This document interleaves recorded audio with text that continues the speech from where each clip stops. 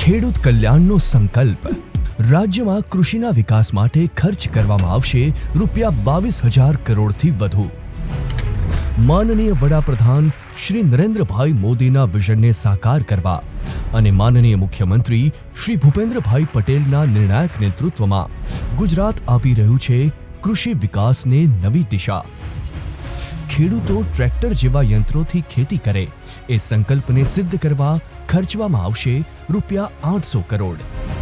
₹550 કરોડથી વધુના ખર્ચે ખેડૂતોને આપવામાં આવશે આધુનિક ઓજારોની ખરીદી માટે સહાય।